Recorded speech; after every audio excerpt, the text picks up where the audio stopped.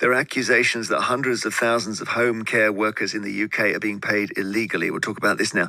Home carers, otherwise known as domiciliary carers, are those who travel to see clients in their own homes. They're very, very important. We'll talk about carers who work in care homes here. There are around 800,000 of these home carers, and it can be privately funded care or it could be paid for by local councils, but they're typically employed by a myriad of individual companies or people. Now, according to a survey by a campaign group, Fairer Carer Pay, the majority of home carers are effectively paid below the minimum wage. That's because most companies don't pay for the time their employees spend travelling between appointments. That is the crucial thing. So if you work a 10-hour day, it wouldn't be uncommon for 2 or 3 or even 4 of those hours to be spent travelling and then waiting in the car for the next appointment. And for many carers, those hours go unpaid. If their hourly rate is around or just above the minimum wage, but they're only paid for, say, 7 hours out of 10, then you don't need to be a mathematician to work out that their overall hourly salary is below the legal minimum wage. But no one ever seems to do anything about it. This is not a heavily unionised industry, and by its very nature is quite a solitary one. Carers tend to work alone, so a little bit vulnerable here.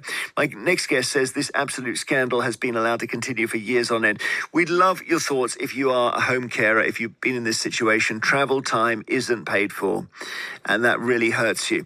Maybe you or a loved one rely on visiting carers and you can't believe this is happening. And of course, it may even press them to cut corners when they're with the client as well, if they're not being paid for travel in between. Email vine@bbc.co.uk. Please include your phone number when you do. WhatsApp us on the long number, 08000 288 291. Text us 88291. So we'll talk in a moment to the Director of the National Association of Care and Support Workers, who feels very strongly about this. But first, let's go to Tammy Ball, a home carer who works in Surrey. Hello, Tammy. Hello. So how are you doing today? I'm good, thank you very much. So you worked for a care agency and you did not get paid travel? That's correct, yes. The first time I started working in care, I wasn't paid for the travel time. How would your day begin? You leave your house? Leave the house probably about 7:30 in the morning, and then you could be out of the house right up until like 9 o'clock at night, sometimes later. And yeah, you'd be only paid for 7 to 8 hours probably in that time. But you're out of the house for like 12 to 14 hours, really.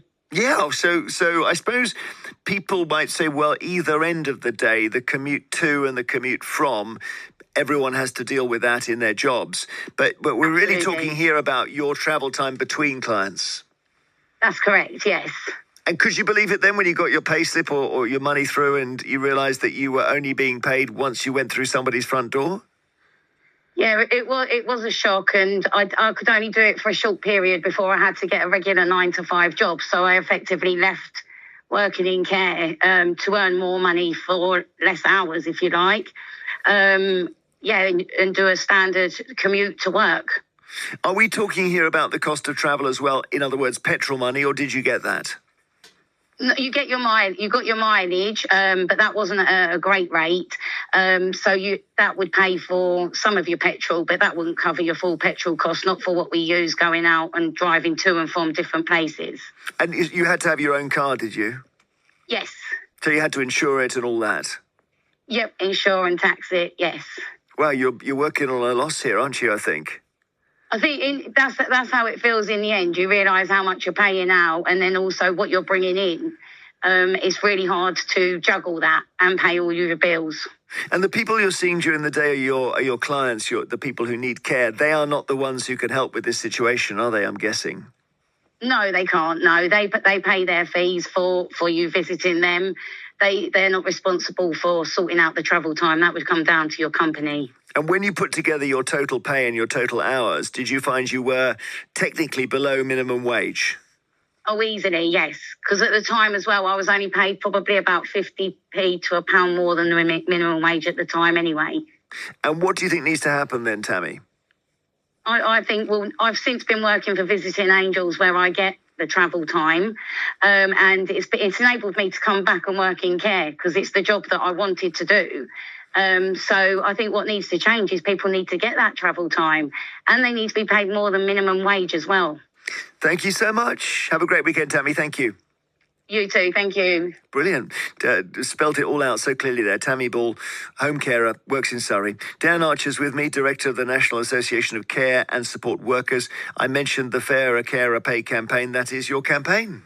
It is indeed, Jeremy, yes. And it's through a website, fairercarerpay.co.uk, and in over 3 years now, we've had 2,000 care workers through that website.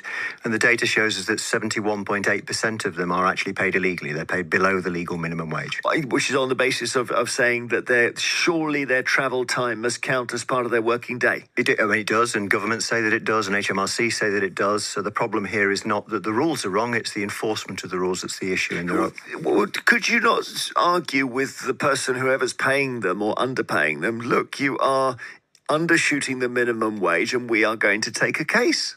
Yeah, well, I think the problem is that case would need to come from an employee, and in many instances, the employees don't know what they're entitled to. They are, in some ways, it's interesting in the context of the show today, they are an exploited majority. We're talking about 500,000 workers who are being exploited financially.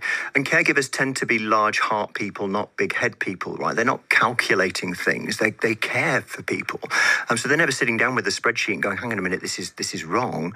And it's really difficult in a sector that's largely ununionised, where caregivers don't coalesce together during a working day, for them to realise what they're actually legally entitled to. But councils who pay for a lot of this care seem to have no money. I mean, Birmingham is bankrupt, or has been in the last couple of years. So I'm guessing you'd need the money to come from councils, and then council tax will go up, or people will start being charged individually. So somewhere, someone's going to feel it if you sort this out. Yeah, and listen, we could say that money should come from councils, and the argument then will be that councils can't afford to give that money, or money could come from central government, and money could come from you paying some more tax, or me paying some more tax. We can talk all day long about where the money comes from. We have to start, though, by saying that 500,000 people being paid illegally is a problem that cannot be allowed to continue. And as Tammy said there are organisations like Visiting Angels out there that are going out of their way to make sure people do get paid correctly. My problem is I've written to politicians about it, I've met politicians about it, I wrote to Stephen Kinnock about this on the tail end of last year. His response was, it's a shame when the minority of bad actors spoil it for the majority. I mean, I'm not sure how his maths is, but last time I checked, 71.8% of people is the majority, not the minority. And, we then have a situation in home care where use of food banks amongst home care workers is 5 times the national average. That's something that's a direct result of how poorly these people are paid. Is it so? I'm just trying to think if there are any other parallels across employment that are similar to this, where people are told, look, you're commuting not just once a day, but you've got basically 5 different commutes because you go from client to client. We don't pay for your commute. Yeah. And I guess that the only parallel is when you're in the self-employed world, you can't demand minimum wage because you're not being paid by anybody. Correct. Yeah, absolutely. So we're sort of shades of that, aren't we? There's shades of gig economy about it, which is terrible given the important work that care workers do. I mean, it's a profession that's horribly under-recognised. In essence, I guess if we think of it in the context of the NHS, many home care workers are doing tasks which, if it was in a hospital ward, would be completed by an HCA, a Band 2 nurse. Now, those nurses would go on strike if they were paid this poorly. Now, home care workers don't do that. They don't have the option of doing that. They don't get a voice. And part of the reason for this campaign is to try and make sure that those 500,000 people do get heard, so that government can do something about changing it. Thank you very much indeed. That's Dan Archer, Director of the National Association of Care and Support Workers, which is behind the Fairer Carer Pay campaign. We'd love to hear from you if you are a carer and you've just worked out that journey between clients is done on your time for free. We are having loads of calls today on the phones, which we love. Ryan is in East Sussex. Hi, Ryan. Good afternoon, Jeremy. So, do you recognise this story of basically care workers who go house to house being ripped off? Yeah, so basically, I'm currently a support worker. Am I allowed to say the care company's name? I think so, yeah.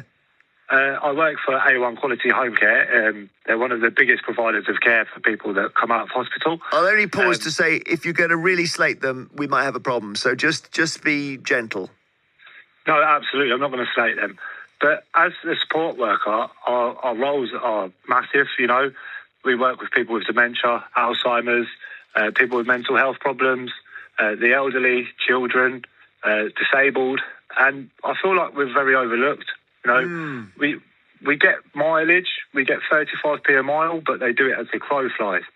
They don't take into account that we might have to go all around the houses, and a 1 mile trip can end up being a 2 mile trip. No, I understand. But that's common across the whole industry, isn't it? And it's I guess, because their costs, and this goes for not just your company but others, are being squeezed by the people who commission them, which is normally the council.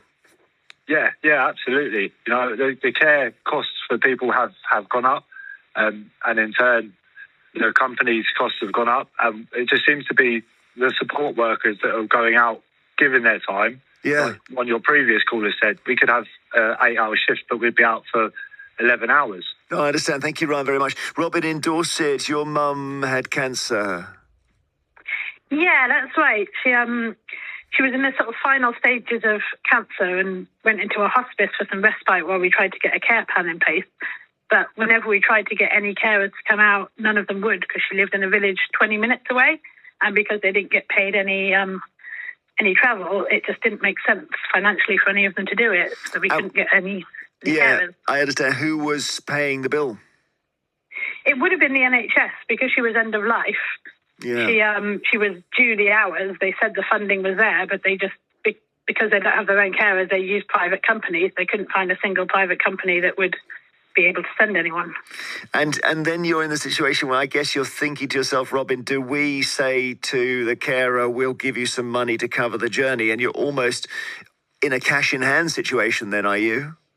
Yeah, well, we tried different options. We tried sort of seeing if we could find someone, instead of doing the 1 hour visit spaced out, finding someone who would do 3 hours at a time and do it that way, and I'd manage the rest of the time. But we were just really struggling to find anyone who would agree to it. Did she get the care at home in the end? No, she passed away in a hospice in the end, because we couldn't find any way to get her back home. Oh, I'm so sorry, Robin. Thank you. Thank you. Sam Richardson near Worksop, hello. Hi, Jeremy. Good afternoon. Good afternoon. And you're in the classic situation here where exactly what we're describing, is that right? Yeah, exactly. What you're talking about. In fact, it's nice to hear it being talked about on the radio, because it's something that I feel very passionate about, because I think it's very unfair. It does seem wrong, and I'm not criticising any individual company here, but when if you're simply paid for the time you spent in people's houses, but the houses are 20 minutes apart, that's your time, that's working time, those trips, isn't it? Yeah, I think you can't necessarily always blame the companies. I think a lot of it comes down in the end to the funding, or the lack of funding that social care gets overall. Yeah. But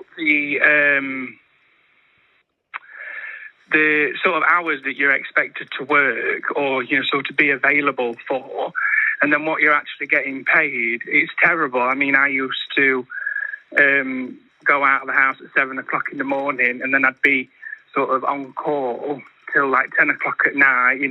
They could put an extra call on me, or one could cancel, and I'd just be waiting in my car. So I'd be getting paid for 8 hours for doing a 14-hour day. Oh, wow. That's amazing. Sometimes I'd get 5 minutes travel time to go between villages, and then the wear and tear on your car as well. They don't give you any sort of upkeep for your car, so you've got your tyres and just the general wear and tear of that. I had a few breakdown incidents that cost me a lot of money. Yeah. I mean, it's not, I don't know what it's like now, because it was about 10 years ago I did it. I ended up leaving because it didn't pay me enough money. And I went to go work in a care home. But it was a shame, because I did actually enjoy the job. I bet you did. It sounds actually like a brilliant job to do if you love your clients, as you obviously do, Sam. Thank you. Anita in North Yorkshire, your daughter works for more of a pet end of things. Yes, she does both care support work and sort of dog therapy. And sorry to the previous callers, my daughter works for a really good care company. She's actually out at the moment, so that's Caremark in car in Cleveland, and she does get paid. They have a formula, so the miles between calls gets converted into time, and that tots up over the month, and that shows up as a separate sort of item on her pay slip. That's a taxable amount, but that shows up on a pay slip as well as the government's 45p a mile. So it can be done. There's also a different formula for people having a walking care round, because obviously that time is a little bit longer to walk between calls. So it can be done. It can be positive. I'm just sorry, obviously, people do struggle that they're not being correctly, because it is, it's so important, care work, and as the gentleman said, it is keeping people at home. It is kind of hospital style work. So, but sort of there can be positives, but I'm so sorry for everybody else that's being let down. Oh, well, thanks, Anita, for making that point, that it can be done administratively. It's really not complicated. It's just a lack of money, I guess.